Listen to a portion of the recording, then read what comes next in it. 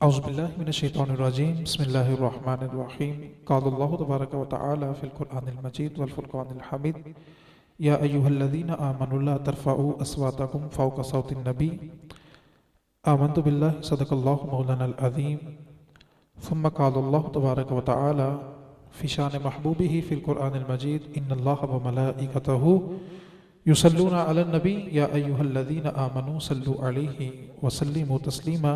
गुफ्तगू का आगाज़ करने से पहले मैं जो उलमा नीचे बैठे हुए हैं उनसे गुजारिश है कि वो ऊपर नशिस्तों पे तशरीफ़ लाएँ, और अगर मजमे में कुछ सैयद ज़्यादा बैठा हुआ है तो खुसूसन उसके आगे इल्तिजा है कि वो बेनबानी ऊपर तशरीफ़ लाएँ में गुनाहगार ना करे। मजमे में अगर कुछ सैयद ज़्यादा आले रसूल औलाद अली तशरीफ़ फरमा हैं तो उनसे गुजारिश है कि ऊपर तशरीफ़ लाएँ, और जो उलमा नीचे बैठे हुए हैं लामा साहब ऊपर चले जाएँ, लामा फरहान साहब भी ऊपर तशरीफ़ फरमा हो जाएँ, लामा तैयब साहब भी चले जाएँ। इसके अलावा अगर मजमे में कुछ सैयद ज़्यादा बैठा हुआ है तो उससे गुजारिश है कि वो ऊपर नशिस्त पर जाकर तशरीफ़ फरमा हो जाए। अल्लाह ताला हम सबको अमल करने की तौफीक अता फरमाए। वक़्त बहुत ज़्यादा मुख्तसर है और कहने के लिए बातें बहुत सी हैं। एक बात को ज़हन नशीन रखें, हमारा ये अकीदा है कि हमारे नबी जिंदा हैं। तो अभी आप सुन रहे थे, तू जिंदा है वल्ला, तू जिंदा है वल्ला, यह हमारा अकीदा है। अब आपको बताता हूँ एक मिसाल दे के कि हमारे नबी कैसे जिंदा हैं। इमाम बाकिर रहमतुल्लाह ताला अलैह, आपका असल नाम मोहम्मद था। एक बात ज़हन नशीन रखें, जब नबी अकरम सल्लल्लाहु अलैहि वसल्लम के नाम के अलावा किसी का नाम मोहम्मद हो तो उस पर अंगूठे भी नहीं चूमते और सलात भी नहीं पढ़ते। जैसे भी एक शेर में पढ़ा गया था कि मियाँ मोहम्मद बख्श का कलाम पढ़ा जा रहा था, उसमें उन्होंने कहा था कि शायद मोहम्मद बख्शा, तो कई लोग अंगूठे चूम रहे थे। तो नबी अकरम सल्लल्लाहु अलैहि वसल्लम के नाम के अलावा किसी का नाम मोहम्मद हो तो उस पर अंगूठे भी नहीं चूमते और सलात भी नहीं पढ़ते। नबी अकरम सल्लल्लाहु अलैहि वसल्लम आपकी आले पाक में इमाम बाकिर रहमतुल्लाह ताला अलैह, आपके पास एक देहात का बंदा आया। मैं बताने लगा हूं कि हमारे नबी, आज की जो बज़म है बस सिलसिला बड़ी 11वीं शरीफ और बराए इसाले सवाब वालिदा माजदा, मेरे वालिद मोहतरम की वालदा यानी मेरी दादी जान, उनके लिए इसाले सवाब का ये प्रोग्राम है। बातें सिर्फ थोड़ी सी करनी है, आपने साथ देना। आप जाग रहे हैं ना, सारे जाग रहे हैं कि नहीं जाग रहे? तैयार हैं बातें सुनने के लिए? सिर्फ छोटी सी गुफ्तगू करनी है आपसे। इमाम बाकी रहमतुल्लाह ताला अलैह, आपके पास एक शख्स आया देहात से। उसने आके कहा, हुजूर हमारे इलाके में एक शख्स है जो कहता है कि मेरे पास नबी अकरम सल्लल्लाहु अलैहि वसल्लम के बाल मुबारक हैं, मोए मुबारक हैं, तो हमें कैसे पता चलेगा कि वो बाल सरकार के हैं कि नहीं है? ओए हो, क्या सवाल किया? हमें कैसे पता चलेगा कि वो बाल मुबारक सरकार के हैं कि नहीं है? आपने फरमाया कि उसको कहो कि अपने उसके पास जो मोए मुबारक शरीफ है लेके मेरे पास आ जाए, आएगा, फैसला कर लेंगे कौन का सरकार का है और कौन सा सरकार का नहीं है। उसने सरकार के मोए मुबारक लिए और आपके पास आ गया। बात को बड़ी तवज्जो से सुनना है, तवज्जो रखनी है आपने। उसने बाल मुबारक लिए, सरकार इमाम बाकिर रजी अल्लाह ताला अन्हु के पास आ गया। आपने क्या किया? एक मोए मुबारक शरीफ पकड़ा और पढ़ा अस्सलातु वस्सलामु अलैका या रसूलल्लाह। वो बाल जुम्मा आपने उसके एक साइड पे रख दिया। फिर कुछ बाल जुम्मे जब आप दुरूद पढ़ रहे थे और कुछ नहीं जुम्मे, जो जुम्मे उनको अलग कर दिया, जो नहीं जुम्मे उनको अलग कर दिया। आपने फरमाया, बेलियों ये 4 सरकार के हैं, ये 3 सरकार के? उसने कहा, हुजूर आपने कैसे पहचान कर ली? आए हाय, क्या कहा कि आपने कैसे पहचान कर ली कि ये 4 सरकार के हैं और 3 सरकार के नहीं है? आपने फरमाया, बेलियों और जब मैंने दुरूद पढ़ा जो झूम उठा और मैंने मान लिया कि नबी का है, जो जुम्मा नहीं वो नबी का कैसे हो सकता है? वो जो नबी का नाम सुन के झूम उठे, वो हकीकत में नबी का तो वही होता है ना यार। और कीदे की बात सुनो यार, और जिसके नबी के बाल जिंदा है वो तू जिंदा है वल्ला, और जिस नबी के बाल मुबारक जिंदा है वो नबी नौजुबिल्लाह मुर्दा कैसे हो सकता है यार? ये मोए मुबारक शरीफ की खासियत है। आप इसके सामने अकीदत के साथ सलातो व सलाम पढ़े तो बाल झूमना शुरू कर देते हैं। ये खालिस होने की निशानी है। जो नबी का नाम सुन के झूम उठे वो किसका है? और जो नबी का नाम सुन के ना झूमे वो किसका है? नबी का। और यही तो पहचान है, जो झूम जाए वही नबी का है, जो झूमे ना वो नबी का कैसे हो सकता है? तो इस वजह में आपसे 2-3 बातें गोश गुजार करनी है। आज हम सारे इकट्ठे हुए हैं गौसुल आजम रज़ी अल्लाह ताला अन्हु की बड़ी 11वीं शरीफ के सिलसिला में और बराए साले सवाब भी। गौसुल आजम रज़ी अल्लाह ताला अन्हु, आपके पास एक मुरीद आपको वुजू करवाया करता था। एक बात ये नशीन रखें, आज हमने पीर को चुनना हो ना तो हम बिना देखे कई चुन लेते हैं और कई बड़ी जांच पड़ताल करके चुनते हैं। और बाज लोगों का ज़हनी म्यार यह बन चुका है कि जो पानी पे चल के दिखाता होगा, हवाओं में उड़ के दिखाता होगा, जमीन को बदलता होगा, वही हकीकत में पीर होता है। ऐसा नहीं होता भाई। सुने, जुनैद बगदादी रहमतुल्लाह अलैह, आपके पास एक शख्स आपको वुजू करवाया करता था। 12 साल उसने आपको वुजू करवाया। 12 साल के बाद बिस्तर बांधा और जाने लगा। आपने मैं बेलिया ना आने का मकसद बताया ना जाने की वजह बताई, आया खिदमत की और जाने लगा। कहने लगा हुजूर, मैं जब अपने शहर से चला था तो आपका बड़ा चर्चा सुना था कि जुनैद बगदादी बड़े अल्लाह के कामिल वली हैं, बड़ी करामतें दिखाते हैं। तो मैं घर से नियत करके आया था कि वहां पे जाऊंगा, आपकी खिदमत करूंगा, करामत देखूंगा, बैत हो जाऊंगा। मैंने 12 साल आपकी खिदमत की है, 12 साल, लेकिन मैंने 12 साल में आपसे कोई करामत नहीं देखी, इसलिए बिला मकसद वापस जा रहा हूं।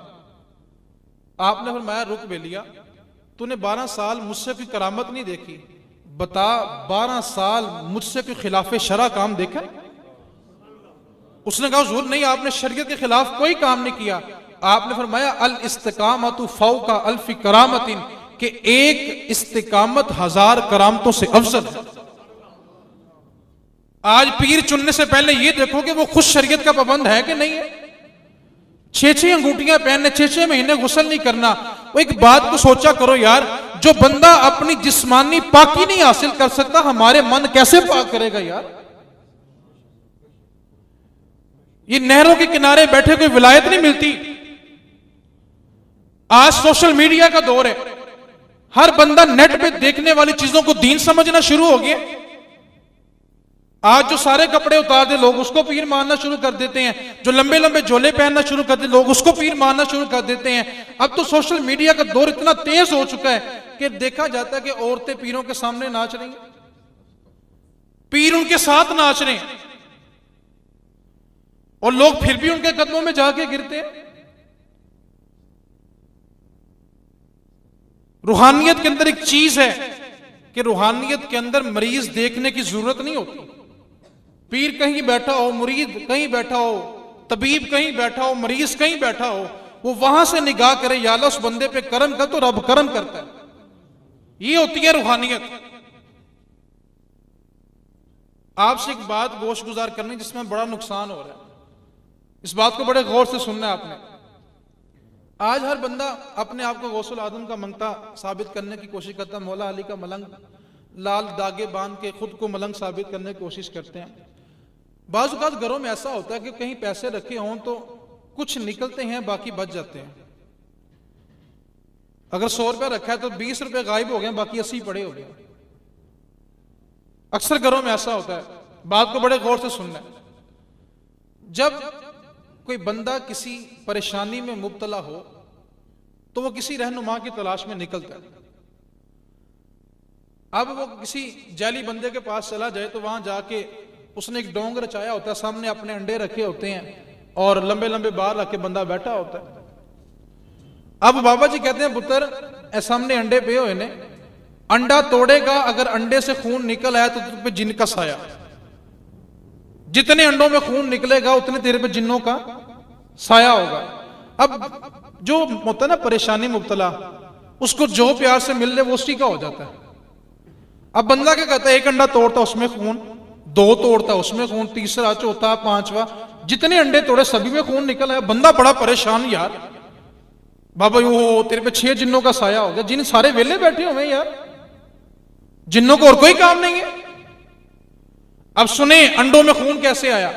अंडे के छिलके की खासियत है कि उसको सिरके में भिगो के रखें तो उसका छिलका मजबूत होता है। अब ये लोग अंडे के छिलके को सिरके में भिगोते हैं और उसके बाद सिरिंज के जरिए उसमें लाल रंग भरते हैं। ये अंडों में जिन इस तरह दाखिल हो रहे और लोग ये समझते हैं कि हमारे घरों में सराहत हो गए। मैं आपको एक बात समझाना चाहता हूं, जो बीबियां ये कहती हैं कि हमारे घरों में सराहत हो गए हैं, लड़ाई झगड़े होते हैं, कारोबार में बरकत नहीं होती, मैंने मिलाद शरीफ के मौके पे एक बात कही थी। मैंने ये कहा था कि देखो, सभी को पता है कि झूठे पे अल्लाह की क्या है।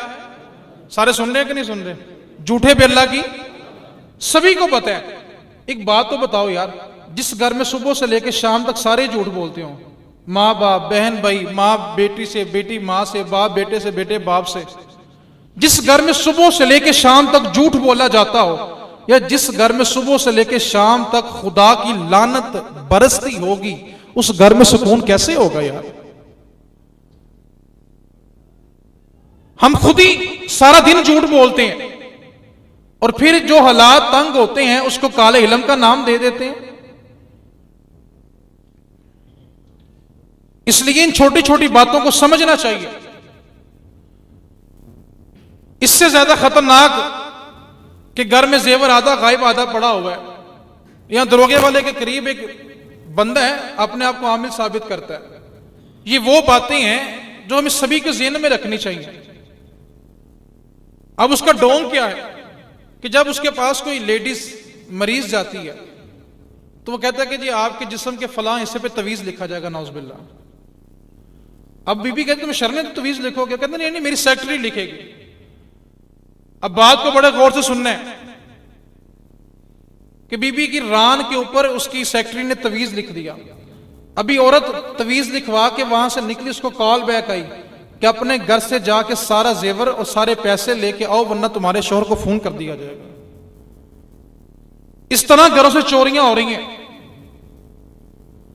अब बताएं वो बीबी इज्जत बचाने की खातिर क्या क्या नहीं करेगी। आज गौसे आजम के मुरीद बनने वालों, पीर को चुन के फिर चुना करो। आज जो 6-6 महीने गुस्ल ना करें, हम उसी के बैत हो जाते हैं कि बाबा जी बड़े जलाल में आ गए। सुने, गौसुल आजम रजी अल्लाह ताला अन्हु, आपके पास एक शख्स आपको वजू करवाया करता था। हमारे यहाँ की कहावत मशहूर है ना, साईं तो साईं, साईं का नौकर भी साईं। ये हकीकत बात है, साईं तो साईं, साईं का नौकर भी साईं। आपके पास एक शख्स वजू करवाया करता था, तो उसने आपकी बड़ी खिदमत की। और गौसुल आदम रज़ी अल्लाह ताला की ये खासियत थी कि आपके पास कोई शख्स मुरीद होने आता तो आप उसको एक रात में ही कभी कुतुब बना देते, कभी अब्दाल बना दिया करते थे। एक दफा तो यूं हुआ कि आपके पास एक चोर आ गया आपका जुब्बा चोरी करने के लिए। आप बड़ा कीमती जुब्बा पहना करते थे, वो चोर आपका जुब्बा चोरी करने के लिए आ गया। अब आके वो छुप गया, मौके की तलाश में था कि आप इधर उधर देखें तो आपका जुब्बा चोरी करो। उधर से एक बंदा आ गया, हुजूर हमारे इलाके में जो आपने कुतुब या अब्दाल बना के भेजे थे उनका विसाल हो गया। अब हमें कोई ऐसा बंदा दें जो उनकी जगह पे जाके वो काम करे और लोगों की सलाह करे। आपने मैं बेली को ओ पीछे एक बंदा लुकिया जे, जाओ वही लाइयो, वही अब्दाल है। वो लिख रहा हुजूर मैं तो चोरी करने आया था। और फरमाया सोच किसके दर में चोरी करने आया था यार। वो तो एक रात में ऐसा बना देते हैं। वो मुरीद आपको वजू करवाता रहा। एक दिन आया, उसने कहा यार मैं इतने सालों से वजू करवा रहा हूँ, खिदमत कर रहा हूँ, यहाँ पे लोग एक रात में कोई गौस बन जाता है, कोई कुतुब बन जाता है, कोई अब्दाल बन जाता है, और मुझे इतना अरसा हो गया मुझे कुछ दिया ही नहीं। उसने अपना बिस्तर बांधा और जंगल में चला गया। बात को बड़े गौर से सुनना, निस्बत क्या चीज होती है, बड़ी कमाल की निस्बत होती है। उससे पहले मैं आपको एक बात सुनाता हूं। उमर फारूक रजी अल्लाह ताला अन्हु आप मस्जिद नबवी के मिंबर पे बैठ के जुम्मे का खुतबा दे रहे थे। हजरत सारिया एक लश्कर को लेके जंग के लिए गए हुए थे। आप मिंबर पे बैठ के खुतबा दे रहे, खुतबा देते देते फरमाया या सारिया अल जबल। आप निहावन में जंग कर रहे हैं जो मदीने से हजारों मील दूर है, और उमर फारूक मिंबर रसूल पे मदीना शरीफ में बैठ के जुम्मे का खुतबा दे रहे थे, और आप खुतबे में कह रहे हैं या सारिया जबल, या सारिया जबल। जब खुतबा खत्म हुआ तो लोगों ने कहा हुजूर हजरत सारिया तो निहावन में जंग करने के लिए गए हुए हैं जो हजारों मील मदीने से दूर है, और आप यहां मिंबर पे बैठ के बार बार कह रहे थे या सारिया जबल, या सारिया जबल। तो वो तो जंग करने के लिए गए हुए हैं। आपने फरमाया कि दुश्मन उसकी पीठ पे हमला करने वाला था और मैं मदीने में बैठ के उसकी मुश्किल कुशाई कर रहा था। लोगों ने ताज्जुब किया जब हजरत सारिया जंग करके फतह हासिल करके वापस आए तो लोगों ने पूछा या सारिया जंग के में क्या बना? कहा आज सारिया जिंदा ना होता अगर उमर की आवाज ना आती। मैं निहावन में जंग कर रहा था तो मुझ पर दुश्मन हमला करने वाले थे। उस वक्त मेरे कानों में यह आवाज गूंजी कि या सारिया जबल, ऐ सारिया पहाड़ की ओट में चला जा। उमर फारूक ने मेरी उस वक्त मुश्किल कुशाई की है। तो उमर फारूक का एक बचपन का यार आ गया। उसने कहा उमर ये कैसे हो सकता है, तू बैठा मदीने में हो और तेरी आवाज निहावत में पहुंच जाए। मैं तेरा बचपन का दोस्त हूं, मैं तुझे बचपन से देखता आ रहा हूं कि तेरे बाप के 12 बकरियां हुआ करती थी, तुझसे चराई नहीं जाती थी और तेरा बाप तुझे पिटाई किया करता था। अरे उमर तुझसे तो 12 बकरियां संभाली नहीं जाती थी, आज तो पूरी मुस्लिम हुकूमत की सरबराही कैसे कर रहा है? मेरी अकल इस बात को तस्लीम नहीं करती कि तू बैठा मदीने में हो और तेरी आवाज निहावत में चली जाए। उमर फारूक ने फरमाया ओ बेलिया सुन, उस वक्त मैं तेरा यार था, आज मैं मोहम्मद मुस्तफा का यार। और जिस वक्त 12 बकरियां संभाली नहीं जाती थी उस वक्त मैं तेरा यार था, आज बैठा मदीने में हूं, आवाज निहावत में जाती है, मुस्तफा का यार बन चुका। तो निस्बत बड़ी मजीद होती है। आप गौसुल आजम की बात सुना कि आपका एक मुरीद आपको वजू करवाया करता था। जेहन में ख्याल है कि यार यहां पे लोग आते हैं, एक रात में कोई पीर बन जाता है, कोई कुतुब बन जाता है, कोई अब्दाल बन जाता है, और मुझे जिंदगी बीत गई है, मुझे कुछ दिया ही नहीं। बिस्तर बांधा जंगल में चला गया। ओए होए, आगे देखा 2 दरवेश बैठ के इबादत कर रहे थे। जाके उनके पास कहने लगा हुजूर मैनू अपने नाल रख लो, जो तुसी खाओगे मैं भी वही खावांगा, तो अड़ना गुजारा करांगा। इतनी बात की और उनके पास बैठ कर अल्लाह अल्लाह करना शुरू हो गया। एक दिन आया, भूख ने सताया, तो उनमें से एक दरवेश ने हाथ उठाया कि या अल्लाह खाने के लिए कुछ दे।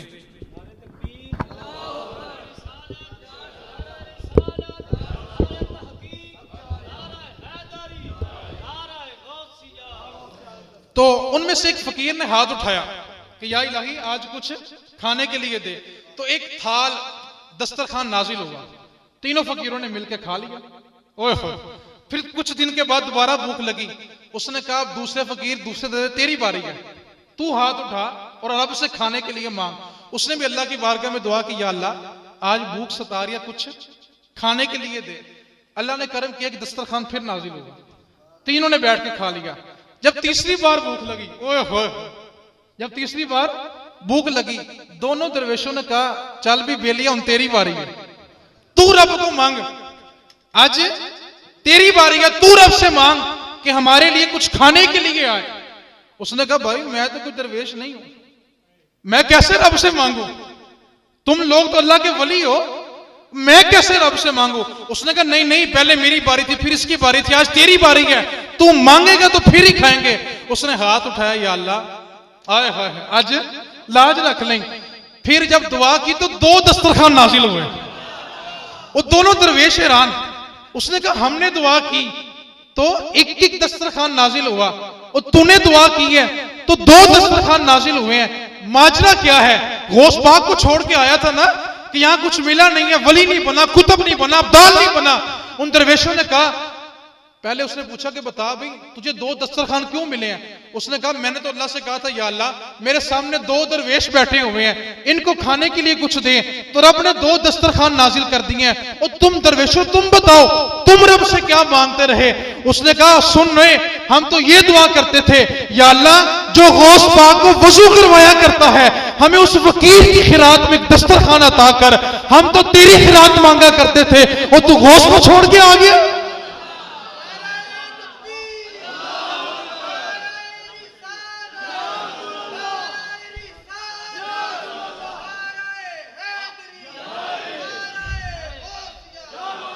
और ये तो फिर मेरी उम्मत मुस्तफा है ना।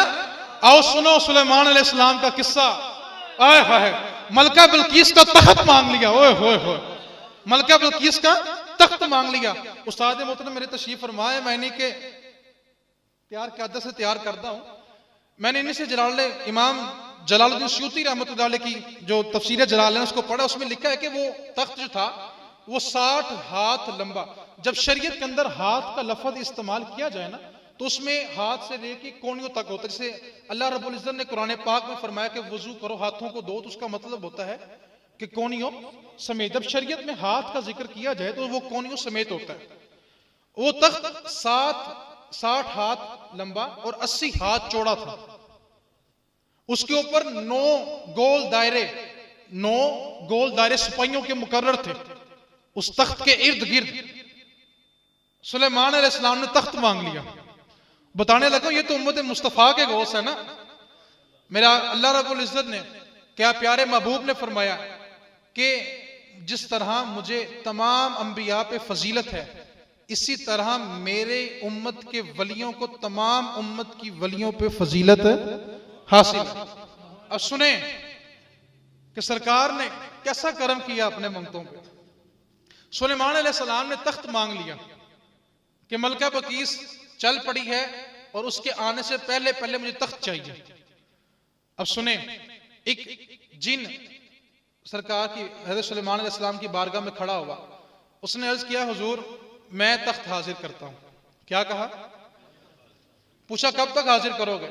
फरमाया कि ये बज़म बर्खास्त होने से पहले पहले। आप सुबह के टाइम दर्स शुरू किया करते थे और जोहर की नमाज जो वक्त होता है ना, तुलुए ज़वाल का वक्त होता है, उस वक्त आपकी जो बज़म थी वो बर्खास्त हुआ करती थी। उसने कहा हुजूर आपकी बज़म के बर्खास्त होने से पहले पहले मैं तख्त आपके सामने। अब बहुत बड़ी बात है कि 1000 मील दूर 1 महीने की मुसाफत थी जहां से तख्त लाना था। 1 महीना जाने का, 1 महीना आने का। अगर तख्त को तोड़ा भी जाए फिर उस तख्त को उठाया भी जाए तो कितना अरसा चाहिए था। लेकिन उसने कहा नहीं हुजूर आपकी बज़म बर्खास्त होने से पहले पहले तख्त आपके सामने होगा। तो मैं नहीं हमें इससे पहले तख्त चाहिए। ओए होए, शान बतानी थी ना, हमें इससे पहले तख्त चाहिए। और कौन है जो बल्कीस का तख्त लेके आएगा? एक शख्स खड़ा हुआ।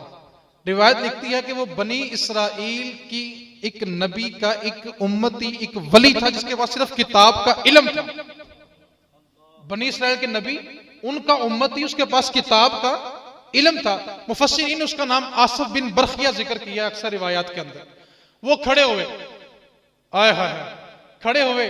फरमाया हाँ भाई बिल्कीस का तख्त लाना है। कहा हुजूर मैं लेकर आऊंगा। फरमाया कब तक लाओगे? फरमाया आपकी आना आती का, कुरान के अल्फाज हैं, आना आती का, मैं लाऊंगा। कहता है आपकी आंख झपकने से पहले पहले तख्त आपके पास होगा। और सोचो तो सही यार, सुलेमान अलैहिस्सलाम के उम्मती की ये शान है तो मेरे नबी की गौस की शान फिर क्या होगी यार। जो हजारों मील दूर बैठा हो तो बिल्कीस के तख्त को आंख झपकने से पहले हाजिर कर देता है तो फिर मेरे गौस की शान क्या होगी। आज लोग ये कहते हैं कि नबी आसमान पे कैसे चले गए, पानी बहता रहा, कुंडी हिलती रही, बिस्तर गर्म रहा। वो ये आसिफ बिन बरखिया की शान है कि वो 1-2 महीने का सफर आंख झपकने से पहले कर सकता है। अरे आसिफ बिन बरखिया की ये शान है, सुलेमान अलैहिस्सलाम की शान फिर क्या होगी। और जिसके पीछे, सुलेमान अलैहिस्सलाम के पीछे जो नमाज पढ़ता है उसकी ये शान है, तो जिसने अक्सा में सुलेमान के आगे नमाज पढ़ाई होगी उसकी शान क्या होगी।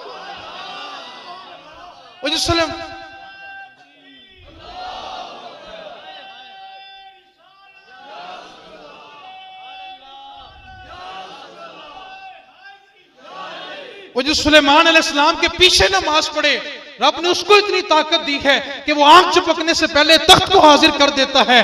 वो जिसने सुलेमान के आगे नमाज पढ़ाई होगी यार, उस नबी की फिर क्या शान होगी। आज लोग कहते हैं नबी कैसे चले गए, कैसे आ गए। ये अकल पे परखने वाली बातें नहीं है, ये इश्क में आए तो फिर समझ आती है। एक मिसाल देता हूं, सादा सी मिसाल। घड़ी चल रही हो ना, उसका सेल निकाल दिया जाए तो जहां से सेल निकालेंगे घड़ी वहां पे ऐसा ही है। 100 साल बाद, 200 साल बाद सेल डालेंगे तो घड़ी कहां से चलेगी? जहां पे ऐसा ही है, कोई शक तो नहीं, ऐसा ही है। जहां घड़ी रुकी छोड़ेंगे सेल डालने से दोबारा वहीं से चलेगी। यानी घड़ी की जान किसके अंदर है? आए हाय, घड़ी की जान किसके अंदर है? वो सेल के अंदर। वो एक कायनात की जान मेरे आका है, और जब कायनात से ऊपर प्रवास कर गए तो कायनात वहीं की वहीं रख गई। जब आका ने आके दोबारा कदम रखा है तब कायनात की जान में तो जान आई है यार। और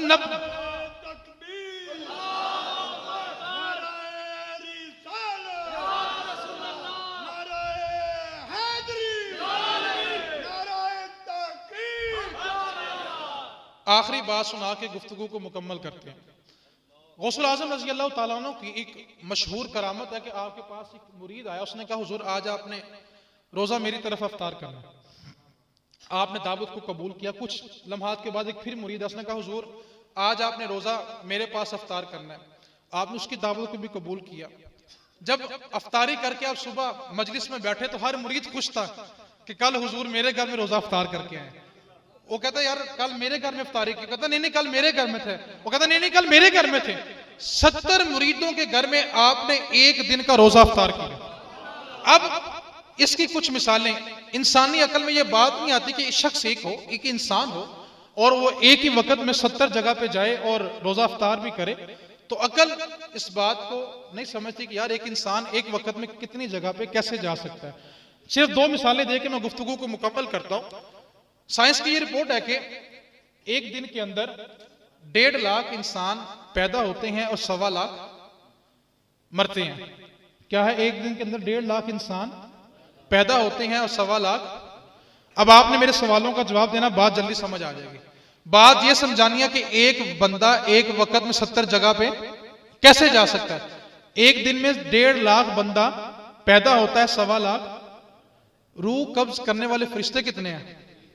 और बोलो तो सही यार, डर तो नहीं लग रहा इजराइल से? बोल तो मैं रहा हूं, बोलो यार कितने फरिश्ते हैं? ओए रब की शान है इजराइल यार, रब ने ताकत कितनी दी है। वो कहते हैं ना हुजूर एक वक्त में कैसे आगे चले गए। वो मैं कहता हूं जबरील तो रोज आता जाता है यार। वो जिस नबी के खादिम की ये शान है, उस नबी का आलम फिर क्या होगा यार। बात को बड़े गौर से सुनना है। इजराइल कितने हैं? 1.25 लाख रूहें कब्ज करनी है। कोई कनाडा में, कोई किसी मुल्क में, कोई किसी मुल्क में, कोई किसी मुल्क में, लेकिन रूह कब्ज करने वाला फरिश्ता एक ही है। अब वो 24 घंटों के अंदर 1.25 लाख रूहें कब्ज करता है। सोचो अल्लाह ने कितनी ताकत दी होगी। बात को और आसान करते थे। मेरे आका का फरमान है कि जिस वक्त तुम मुर्दे को लहद में उतारते हो, चाहे फजर के वक्त उतारो चाहे इशा के बाद, किसी भी वक्त उतारो, जब मुर्दा लहद में जाता है तो उस पे वक्त असर के बाद और मगरिब से, जब सूरज गुरूब हो रहा होता है ना, वो जो लम्हात होते हैं चंद, मुर्दे पे कब्र में वो वक्त होता है। किसी को किसी वक्त भी दफन करो, उस पे वक्त को होता है असर के बाद और मगरिब से पहले के, जब सूरज गुरूब हो रहा होता है। अब मरने वाले कितने हैं? 1.25। बोलो तो सही यार, और बात समझ आ जाएगी, कीदा समझ आ जाएगा। आज हम इतना प्यार क्यों करते हैं उनसे, बोलेंगे तो बात समझ आएगी। मरने वाले कितने? 1.25। हिसाबो किताब वाले फरिश्ते कितने हैं? 2। मुनकिर और मरने वाले कितने हैं? सब पे वक्त भी कौन सा? असर के बाद और मगरिब से। कौन सा वक्त है? असर के बाद। और हिसाबो किताब के फरिश्ते कितने हैं? हिसाबो किताब कितनों का करना है? तो 2 फरिश्ते एक ही वक्त में 1.25 लाख जगह पे कैसे जा सकते हैं?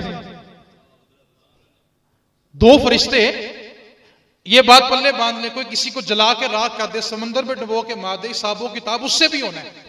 3 सवाल उससे भी पूछे जाएंगे कि तेरा रब क्या कौन था, तेरा दीन क्या है, और तुम आका सल्लल्लाहु अलैहि वसल्लम के बारे में क्या कहा करता था। ये 3 सवाल सभी से होने हैं। मरने वाले कितने हैं? 1.25 लाख। और हिसाबो किताब के फरिश्ते सब पे वक्त भी असर के बाद और मगरिब से पहले का। तो सोचो 2 फरिश्ते एक वक्त में कैसे जाते होंगे। अल्लाह ने उनको जिस्म लतीफ अदा किया है। जिस्म लतीफ ये होता है बंदा यहां बैठा हो, आंखें बंद करे, सोचे कि मैं घर में दाखिल हूं, दाईं तरफ ये है, बाईं तरफ ये है, सामने ये है, तो बंदा बैठा यहां पे लेकिन ख्यालात में घर में पहुंच जाता है। अब बात बड़ी गौर से सुननी है। मरने वाले कितने? बोलो यार, मरने वाले कितने? हिसाबो किताब के फरिश्ते कितने? अब अल्लाह ने उनको कैसा जिस्म लतीफ दिया है कि वो एक ही वक्त में 1.25 लाख जगह जाते भी हैं और हिसाबो किताब भी करते हैं। बात को और आसान कर लेते हैं। मेरे आका की जात कितनी है, हमारे नबी कितने हैं। सबसे पूछा जाएगा बता इस नबी के बारे में क्या कहा करता था, क्या कहता नहीं है, और तब पता चलेगा तू जिंदा है वल्ला, तू जिंदा है वल्ला। और तब समझ आएगी कि क्यों हम ये नारे लगाया करते थे। अब आका की जात कितनी है, जल्दी बोले गुफ्तगू को मुकम्मल करना। आका की जात कितनी है, एक है। मरने वाले कितने हैं, वक्त भी सब पे एक, असर के बाद और मगरिब से। अब आका की जात ने सबकी कब्रों में जाना है, तो रब ने मेरे मुस्तफा को कैसी ताकत दी है कि आका मदीने में रहते हैं लेकिन हर आशिक के सीने में रहते हैं। हर कब्र में पहुंचते उनसे सवाल किया जाता है।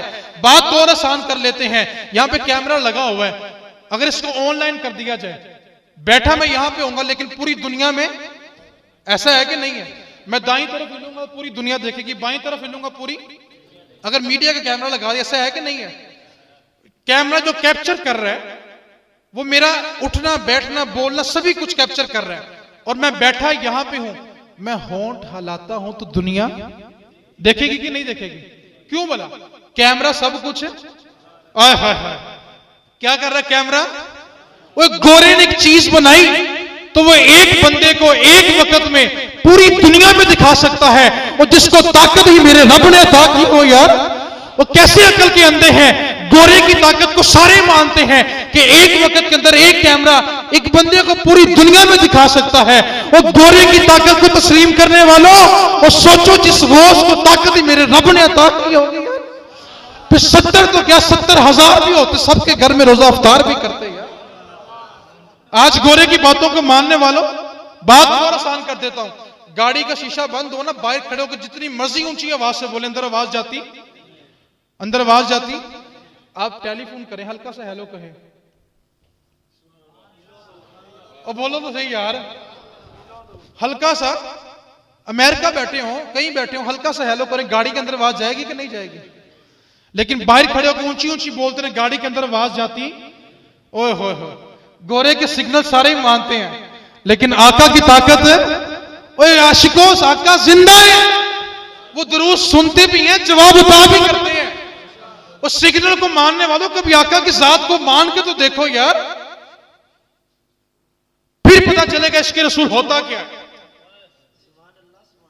ये वो सारी बातें हैं जो देखते हैं और देखना नहीं चाहते वो लोग। इसलिए आखिर में एक बात को पल्ले बांध लें, ये डोल डमके वाले सुन्नत नहीं है, ये नाच गाने वाले सुन्नत नहीं है, ये पीरों की दमाले वाले सुन्नत नहीं है, ये मिजारों पे चस्सी बंगों के डेरे वाले सुन्नत नहीं है, इनका आले सुन्नत से कोई ताल्लुक नहीं है। ये सिर्फ सुन्नियों को बदनाम करने की कोशिश की जा रही है, और हम सादा लोग ये कह देते हैं यार पीर होते ही ऐसे हैं, दरबार होते ही ऐसे हैं। वो दरबार ऐसे नहीं होते। बाबा बुल्ले शाह से जाकर पूछो दरबार क्या होता है। बाबा बुल्ले शाह कसूरी रहमतुल्लाह ताला अलैह पूछो रब से रिश्ता क्या होता है। आखिरी जुमला सुना के गुफ्तगू को मुकम्मल करता हूं, बातें करने के लिए और भी बहुत है। तो बाबा बुल्ले शाह रहमतुल्लाह अलैह कसूरी रहमतुल्लाह अलैह, आप एक जगह से गुजर रहे थे तो वहां एक लड़की और लड़का आपस में गुफ्तगू कर रहे थे, आशिक और माशूक आपस में गुफ्तगू। बात बड़ी गौर से सुनकर, रब से रिश्ता कैसे होता है, ये रब के बड़े कुर्ब वाले होते हैं। और फकीरी की निशानी सुन लें, अल्लाह ताला फरमाता है कि बंदे लोग तेरे नंगे जिस्म पे दही फेंकें और तुझ पे भौंक के कुत्ते छोड़ दें, और कुत्ते तेरा जिस्म नोच नोच के खा जाएं, अगर तेरी जुबान से सी निकला तो तू फकीर नहीं है। तूने सी भी किया तो फकीर नहीं है। और फकीर की निशानियां, फकीर कभी बद्दुआ नहीं देता। आज ये क्या फकीरी हुई, जा तेरा घर बर्बाद हो जाता, सड़कें सवा कर देगा। वो इन लोगों से डरना नहीं चाहिए, पानी वाली पिस्तौलें हैं ये। तेरा ईमान मजबूत होना चाहिए। जिन्नों को और कोई काम नहीं है, सिर्फ इनकी चमचागिरी करने के लिए बैठे हुए हैं। ये डोंग रचा के उम्मत को गुमराह कर रहे हैं, और हम लोग इन्हीं के सामने हाथ बांध के बैठे होते हैं। हम देखते हैं पीसा के चेहरे पे जलाल ही बड़ा था, रंग ही बड़ा लाल था। यार एक बात तो बताओ, संडा देखा सबने, देखा कि नहीं देखा? उसकी देसी घी से हफ्ता मालिश करें, देसी घी खिलाएं, वो दूर दूर में खड़ा लश्कारे मारता है कि नहीं मारता? और जिस बंदे ने मेहनत नहीं करनी, सुबह शाम देसी घी खाना है, लालियां तो पकनी पकनी है। लालियां पकना विलायत की निशानी नहीं होती। विलायत की निशानी ये होती है कि जब मुरीद उसके पास जाए तो सबसे पहले उसके दिल में गुनाहों की नफरत पैदा करे। तो मैं बात सुना था बाबुल्ले शाह रहमतुल्लाह ताला अलैह, आप गुजर रहे थे और एक आशिक और माशूक आपस में गुफ्तगू कर रहे थे। बात को बड़े गौर से सुना है, इनका रब से रिश्ता कितना मजबूत होता है, सुनेंगे ईमान ताजा हो जाएगा। रब से ताल्लुक बड़ा ही गहरा होता है इनका। आपने देखा कि आशिक और मशूक आपस में गुफ्तगू कर रहे हैं, उनके पास कीचड़ था, कीचड़ जहां पे खड़े होकर वो गुफ्तगू कर रहे थे। आपने एक तरफ आसमान की तरफ देखा, फिर नीचे देख के जोर से कीचड़ में पांव मारा, वो कीचड़ उठा और लड़की के मुंह पे गिर गया। कीचड़ उड़ा और लड़की के मुंह पे गिर गया। आशिक को बड़ा गुस्सा है कि मेरे मशूक के मुंह पे कीचड़ बाबे ने डाल दिया। उसने उठा बाबा जी को चपेड़ मार दी। बाबा जी ने चपेड़ खाई, घर चले गए। सुबह को वो शख्स छत पे किसी काम के लिए चढ़ा, चपेड़ मारने वाला था वाला बाबा जी को। छत से उतर रहा था, गिरा और मर गया। गिरा और सारे शहर में शोर हो गया, बुल्ले ने बंदा मारता, बुल्ले ने बंदा मारता, बुल्ले ने बंदा मारता। सारे लोग घर इकट्ठे हो गए, वो बुल्ले तूने बंदा मार दिया, बुल्ले तूने बंदा मार दिया। उनका नहीं मैं नहीं बंदा मारा। उनका तू ही बंदा मारा है, कल तुझे उसने थप्पड़ मारा था, आज तूने बंदा मार दिया। आपने मैं नहीं नहीं, वो कह नहीं बुल्ले तू बंदा मारे है।